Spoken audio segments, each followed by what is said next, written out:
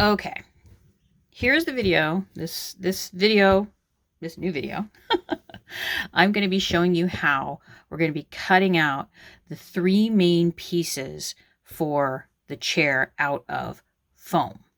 And I want to talk a little bit about why I have these two patterns in here. Now, I realize that the pattern that I placed in my Patreon, where the patrons can get at it, needs some work. It's rough.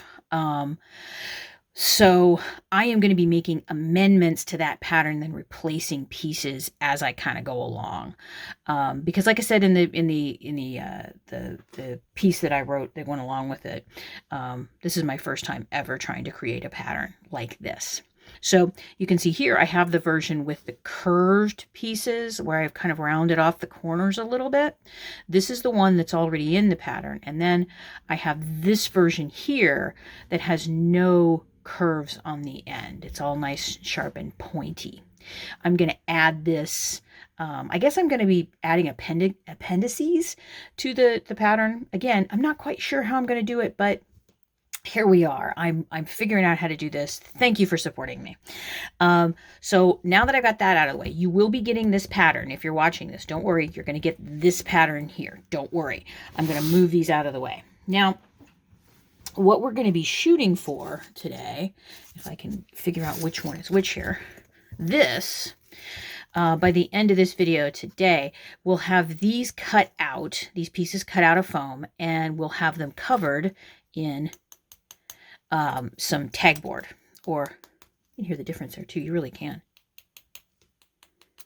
This is the same foam core, but without the board on the outside. And I'll explain why I do this as we're working along.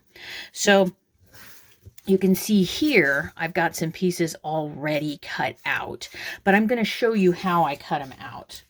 So here, let's see, I've got just a little scrap of foam board. Now, this is the inexpensive foam board that you can get at the dollar store. This is $1.25 a sheet.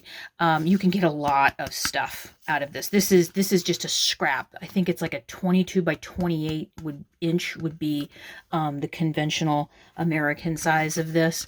You can get smaller pieces other places, like packs of them, but you want to make sure it's got like this kind of paper covering on the outside. You don't just want straight foam. That's not going to work. You can kind of see the little foam bit there. So what I'm going to do is I'm going to show you how I work with this. Now, here are my pattern pieces. And depending on how many chairs you want to make and how you work, I can't quite say, oh, sit down and make 4 or 5 of these. Nah, you might want to try making 1 or 2 and see, or cut out 1 or 2 and then see how it goes, because sometimes it's like what people talk about with pancakes. The first one's always not the greatest. So you can see here, I'm just using a very fine point pencil and I'm tracing around. Now, the reason I'm using the pencil is because if I need to erase, I can, but also because it's a very thin line. I want as thin a line as possible. And you can see I'm just going around here. I've cut these out of an old ice cream box, novelty box. And here's the back of the seat. And tracing around it like that. Okay, so you trace around it. Now, I talked about in one of the in the beginning video that I like to use a triangle that's a clear plastic one that you can see through. I have had this one since 1990. It and its mate there since 1990. So I think I got this at Bates Art Supply in Indianapolis, Indiana. The reason I do this is because I like to be able to see where I'm going. Let me see if I can get that off of there. Yeah. So I can see where things are, because sometimes you're trying to like sandwich things up really close and you want to know how close you are to things. It's just easier. But if you don't like using the plastic, don't use the plastic. Be you. You do you. Get that light back there a little bit better. Move this so it's not glaring. I also have my knife. I've talked a lot about craft knives. This is the one that I have. It's an Olfa.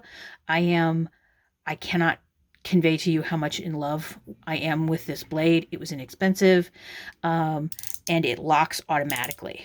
These are little metal pieces here. So when you hear me clicking, it's locking into place and I don't have to have a second lock here. And then there's metal here.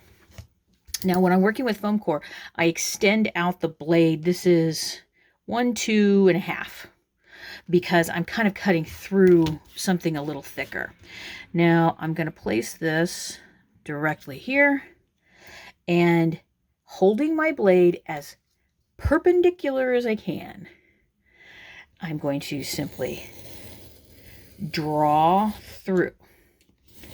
Now, when you're cutting with foam, because I've noticed, I've taught other classes before where people are putting their fingers like this and pressing down.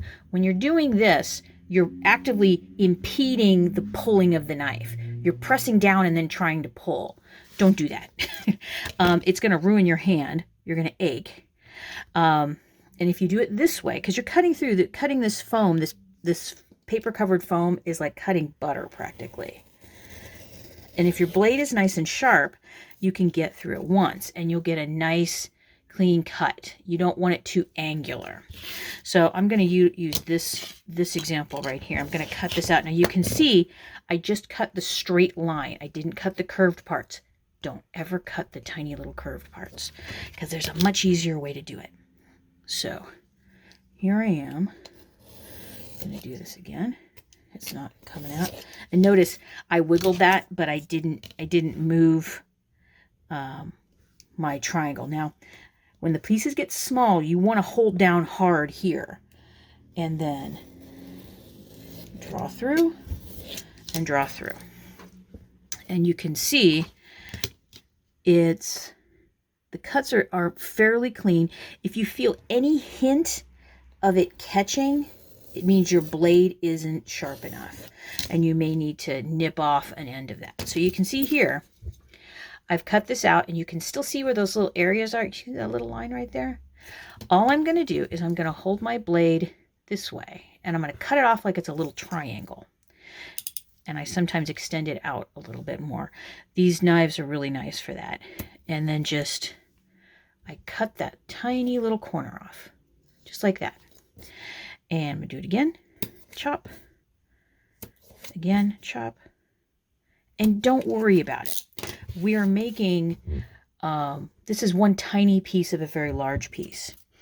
Now, to get rid of the little pointy parts there, where you can see it's like straight line, straight line, straight line, you can use an emery board or a piece of, this is 320. And I'm just kind of gently wiping that along there. Remember, this is paper. And you can see how it rounded right out. You can see the comparison.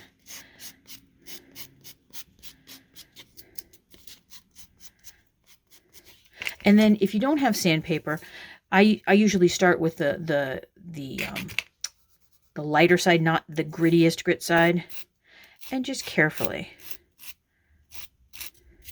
I think this is one of the best tools. I actually, at the dollar store, I get these at the dollar store, and it's, you know, $1.25 for like 40 of them. So there is the seat. And then you just do that to every single piece until you end up with 4 pieces like this. Now, you'll need all 4 of these pieces to complete one chair. These 2 pieces are the bottom, and this is the back of the chair. So you will need these 3 pieces to complete these 3 pieces of foam to complete one chair. And I'm gonna make this video a little shorter because I want to talk about alternatives, because I know that there's some people who follow me that are in places where they can't maybe get foam core board. So in this next little short video, I'm going to show you how to use some other possible materials instead of foam core board.